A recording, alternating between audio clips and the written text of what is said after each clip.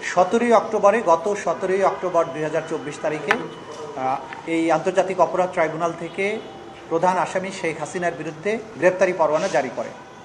সেইটার ভিত্তিতে আমরা 13 নভেম্বর তারিখে, আপনারা জানেন যে বাংলাদেশের পুলিশের একটা শাখা আছে এনসিবি নাম, ন্যাশনাল সেন্ট্রাল ব্যুরো, তারা ইন্টারপোলের ব্যাপারে ইন্টারপোলের রেড নোটিশ জারি করা বা ইন্টারপোল রিলেটেড যত অ্যাক্টিভিটিস আছে বাংলাদেশের পুলিশের পক্ষ থেকে সেটা তারা মনিটর করেন, সেটা দেখভাল করেন এবং সেই ব্যাপারে তারা দায়িত্ব পালন করেন।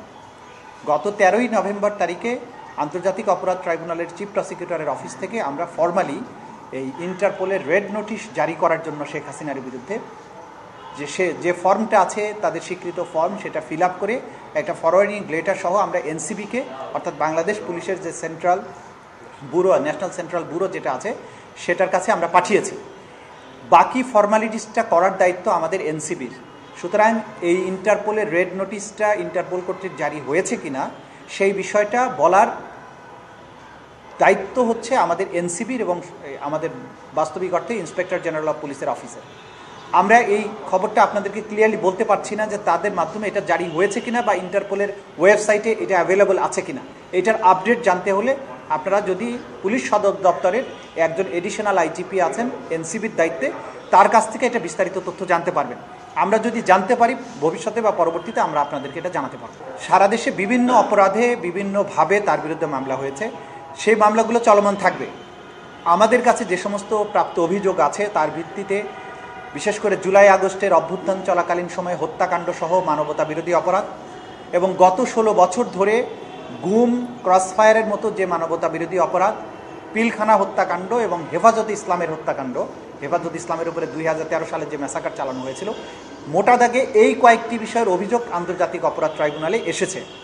সেগুলোর ভিত্তিতে তদন্ত চলমান আছে এবং আমরা বিশ্বাস করি যে এই তদন্ত, যেহেতু শেখ হাসিনা সহ তার ক্যাবিনেট এবং তার পুলিশ বাহিনী, বিভিন্ন বাহিনীর প্রধান সহ অনেকের বিরুদ্ধে মামলা চলমান আছে, সেজন্য প্রায়োরিটি ভিত্তিতে শেখ হাসিনার বিরুদ্ধে যে তদন্ত প্রক্রিয়া যেটা আছে সেটা খুব জোরে সোরে চলমান আছে। আমরা আশা করছি আগামী কয়েক মাসের মধ্যেই অন্তত শেখ হাসিনার বিরুদ্ধে যে তদন্ত, আমাদের রিপোর্ট, সেটা তদন্ত সংস্থা যেটা বলেছেন, তারা মনে করেন যে আশা করেন তারা 3 মাসের মধ্যে হয়তোবা তারা শেষ করতে পারবেন। এটা চূড়ান্ত কথা নয়, তারা আশা করছেন 3 মাসের মধ্যে হয়তো তারা পারবেন। তো তদন্ত রিপোর্টটা তদন্ত সংস্থা স্বাধীনভাবে করছে, সেটা আমাদের হাতে এসে পৌঁছালে তখন আমরা বলতে পারবো যে আনুষ্ঠানিক বিচার প্রক্রিয়াটা কখন শুরু হবে। আইনের মধ্যে বলা আছে যে রিপোর্ট পাওয়ার পরে কবে থেকে বিচার শুরু হবে, কখন ফর্মাল চার্জ দাখিল হবে, কখন সাক্ষী গ্রহণ শুরু হবে। সুতরাং এটা হচ্ছে আমাদের দিক থেকে আপডেট। আর দেশব্যাপী যে সমস্ত মামলা চলমান আছে, সব মামলা এখানে তো একবারে নিয়ে আসা সম্ভব নয়। আমরা তো যে তদন্তটা করছি সেটা মানবতা বিরোধী অপরাধ যা কিছু উনি করেছেন বা তার সাথে যে সমস্ত পারপিট্রেটররা করেছে তাদের তদন্তের মধ্যে কিন্তু এই সমস্ত বিষয় কাভার করে আসবে। এর বাইরেও ইন্ডিভিজুয়াল কোনো ঘটনার জন্য যদি মামলা হয়ে থাকে সেসব মামলা চলমান থাকবে, সেগুলো সব মামলার কার্যক্রমও কোনো বাধাগ্রস্ত হবে না আমাদের তদন্তের জন্য। এইটার রাষ্ট্রের ব্যাপার, এই প্রশ্নের জবাব চিফ প্রসিকিউটরের অফিস দিতে পারবে না। এটা হচ্ছে যে আমাদের পক্ষ থেকে আমরা তথ্যাদি তাদের কাছে দিয়েছি এবং যে ভারতের সাথে বহিঃসমর্পণ চুক্তি যেটা আছে, অপরাধীর বহিঃসমর্পণ চুক্তি, সেই চুক্তির আলোকে ব্যবস্থা গ্রহণের সিদ্ধান্তটা সরকারকে নিতে হয়। সুতরাং সরকারের কাছে আমরা তথ্যাদি প্রেরণ করেছি। সরকার আনুষ্ঠানিকভাবে ভারতের কাছে কখন কিভাবে চাইবেন বা ইতিমধ্যে চেয়েছেন কিনা সেটা সরকার বলতে পারবেন, এটা আমাদের জানা নেই এখন পর্যন্ত।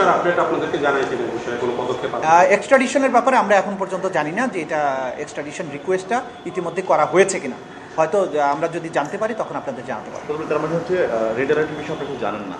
রেড অ্যালার্টের ব্যাপারে আমাদের দিক থেকে ফর্ম ফিল আপ করে আমরা পাঠিয়েছি, কিন্তু ইন্টারপোল এটা অ্যাক্টিভ করেছে কিনা সেইটা তথ্য আমার কাছে নাই। এটা স্বরাষ্ট্র মন্ত্রণালয় অর্থাৎ পুলিশের আইজিপি অফিস এটা বলতে পারবে।